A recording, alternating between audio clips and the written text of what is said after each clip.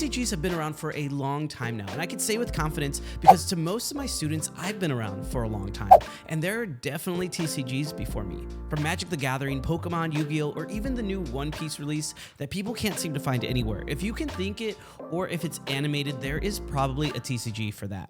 Meaning the marketplace for TCG is huge. That's a pretty big number. This is why so many companies and games have gone beyond the cardboard and now have digital aspects to their games. Even new games like Marvel Snap makes it so accessible nowadays to play them absolutely for free just by downloading an app. But as Christians who want to follow and live out their lives for God, should we avoid these things at all costs? Or would it be more fruitful to see these markets and communities as something more? That's coming up right after this.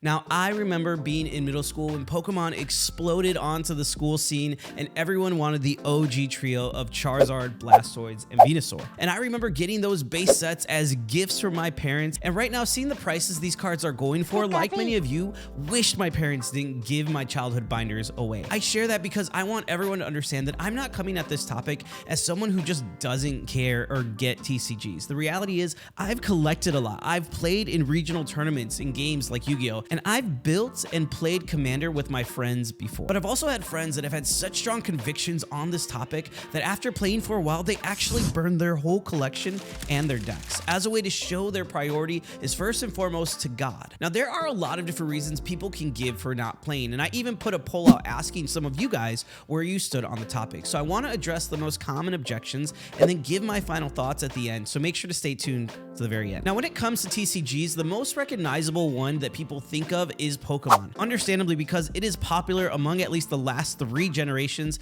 and we did a whole video on what Christians should think about the Pokemon company and if you should play it or not. I'll make sure to link that video if you're interested, but to not spend a lot of time repeating myself in that video, let me just say that everything from Walmart to Target to the car companies we buy from, or even the company of the device that you are watching this video from right now, has messages that might or absolutely will contradict from what the Bible says and what we as Christians believe. But this is where wisdom and discernment need to come into play.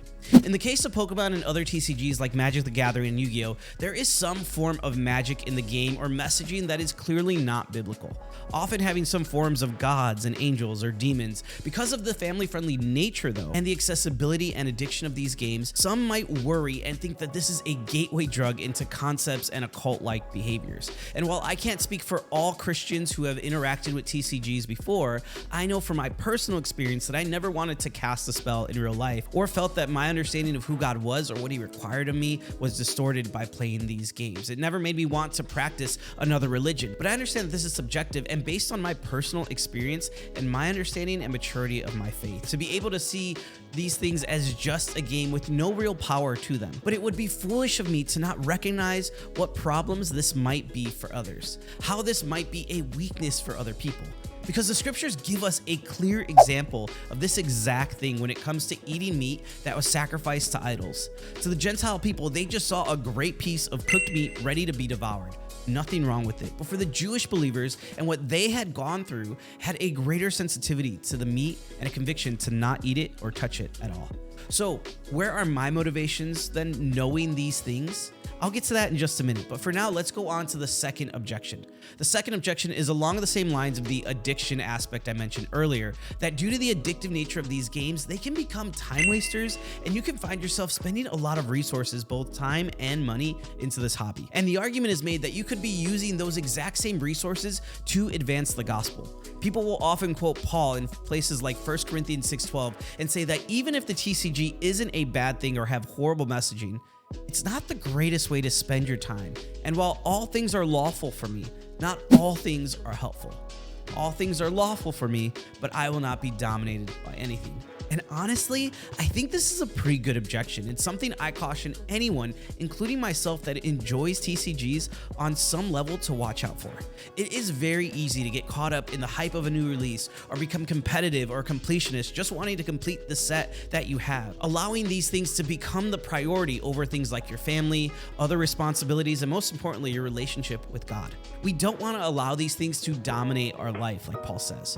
So you might be saying, Okay, then that's that. There's there's the answer. Swear off anything that is a collectible piece of cardboard, and let's just end the video. Now, hold on just a minute though. While I agree and can be real about the temptation these things can have in our lives, I want to push back a little bit here and challenge a bit of our thinking when it comes to seeing these hobbies and activities as diametrically opposed to sharing and advancing the gospel.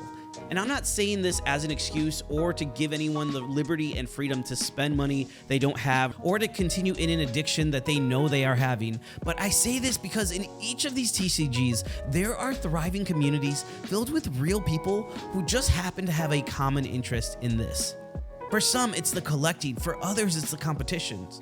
Others, the gameplay or even events that these companies host.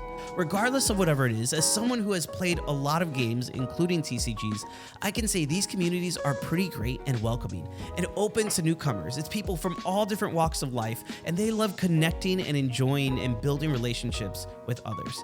And if I'm honest, they are some of the nicest, most generous people that are so far from God. Now, I'm not saying as Christians, these people should be your best friends. But the reality is, instead of seeing these communities and looking down on their hobbies as childish or wasteful, what if we took the opportunity to hang out at a local game store, build real relationships over their favorite games, and just got to know them as people? Because over time, trust is developed. They care about your opinion, what you think about things, and when trust is established, truth can be received. So maybe yes, for some of us, we need to not play because of personal convictions, or at the very least, be monitoring and doing a heart check regularly every once in a while when spending time with our hobbies, whatever they may be.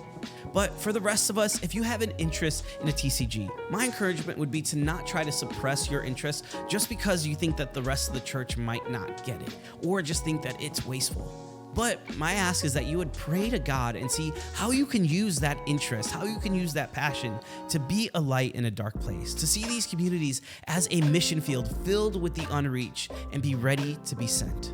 I love what C.S. Lewis has to say. He said, "Once when I was 10, I read fairy tales in secret and would have been ashamed if I had been found doing so. Now that I am 50, I read them openly. When I became a man, I put away childish things, including the fear of childishness and the desire to be very clever." Well, that is going to do it for this video. Thank you guys so much for watching. Let me know what you think down in the comment section below and where you fall on this issue. Did I make you rethink something or not? And did you know that there is a Christian TCG that is based on the Bible? Check out the video right over here where we talk about it. But until next time, know that you are valued and loved, and I'll see you soon.